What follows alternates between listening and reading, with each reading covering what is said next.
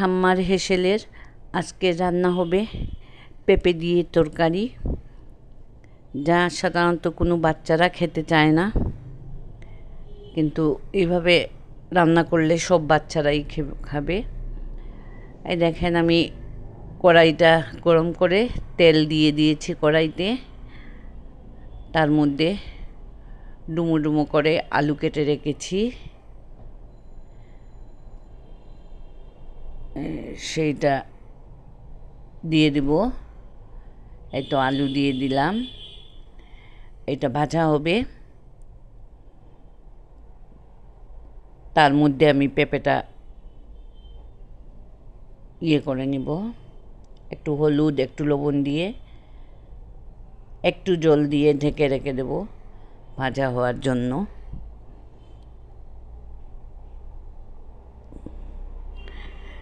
ভাজা হতে হতে আমি অবশ্য এর ফাঁকে পেঁপেটা আমি করে নিব, কুড়িয়ে নিব। আর তারপরে এরকম গ্রেটার দিয়ে পেঁপেটা কুড়িয়ে নিলে ভালো হয়। আমরা অবশ্য আমাদের মা কাকিমা তাদেরকে আমলে তো এরকম ছিল না, গ্রেটার ছিল না। তারা নারিকেলের কুড়ানি, সেটাকে কুড়ানি বলে, সেটা দিয়ে ওনারা কুড়িয়ে নিতেন। আমার কুড়ানো শেষ করে আমি এই আলুর মধ্যেই এটা পেঁপেটাকে আমি দিয়ে দিচ্ছি, যে একটু ভাপিয়ে নেওয়ার জন্য। একটু না ভাপলে হবে না, তাই একটু ভাপিয়ে নেওয়ার জন্য আমি বসিয়ে রাখলাম। আমার মোটামুটি ভাপানো শেষ হয়ে গেছে।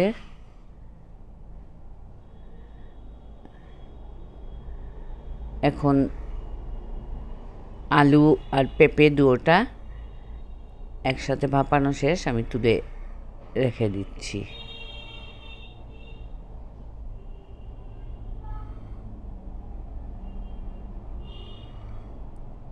এখন কড়াইটা ধুয়ে নিয়ে আবার চুলাতে বসিয়ে দেব। আর এদিকে মশলা দেখেন, জিরা বাটা, আদা বাটা, হলুদ বাটা, হলুদের গুঁড়ো, মরিচের গুঁড়ো, আর এদিকে হলো পাঁচফোড়ন দিয়ে দিলাম, তাতে তেজপাতা, এলাচি, দারচিনি, আর একটা টেস্টের জন্য আমি বাদাম দিয়ে দিই, আর কাঁচামরিচ দিলে ভালো হয়।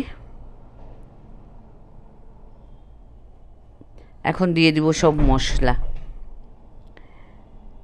সব মশলাকে ভালোভাবে কষিয়ে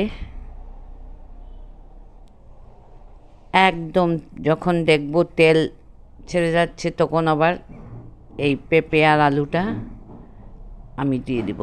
আর আমার কষানোটা হচ্ছে কি, আমি সাধারণত একবার কষিয়ে নিই না, ওটা আমার 3 বার জল দিয়ে কষাতে হয়। এটা মানে আমার একটা মশলা কষানোর মধ্যে তরকারির স্বাদ। এখন তো পেঁপেটা দিয়ে দিলাম। পেঁপে যেহেতু আগে সিদ্ধ করা আছে, বেশিক্ষণ লাগবে না। আর লবণ দিয়ে দিলাম, লবণ ছাড়া তো কোনো তরকারি হবে না। এইভাবে আর যত আপনি এই তরকারিটাকে যত আপনি টানাবেন, একদম ড্রাই করে নেবেন, জল এক ফুটাও থাকবে না, ততই কিন্তু খেতে স্বাদ তরকারিটা।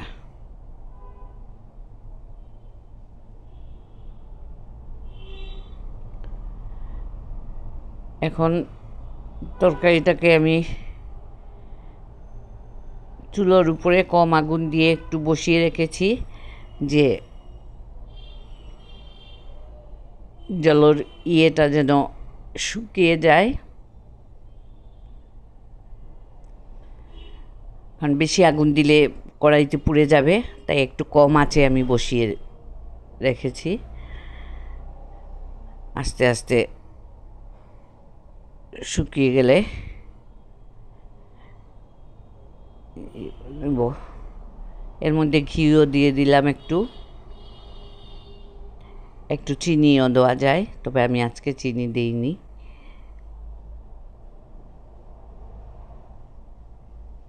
নিরামিষ তরকারিতে এমনিতে একটু চিনি দিতে লাগে, আমি দিইনি। আমার হাজব্যান্ড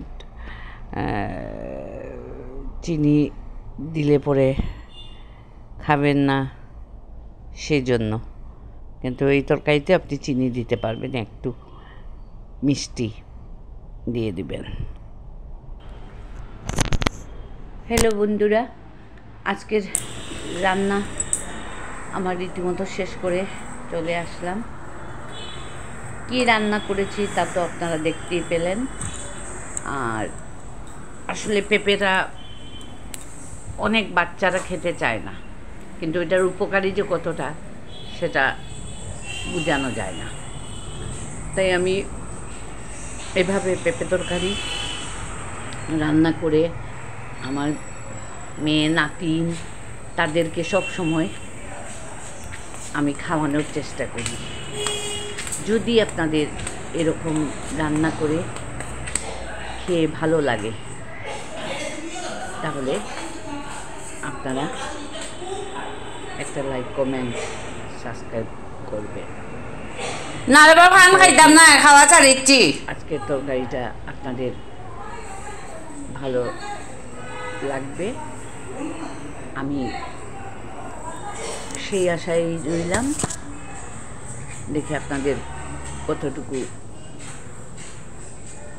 ভালো লাগে তা কমেন্ট করে জানাবেন। কমেন্ট না করলে তো যাওয়া যায় না। আচ্ছা, যাই একটা লাইক বললাম তো, লাইক এবং সাবস্ক্রাইব করে দিবেন। আর আমি এখানেই আজকের মতো ব্লগটা শেষ করে নিলাম।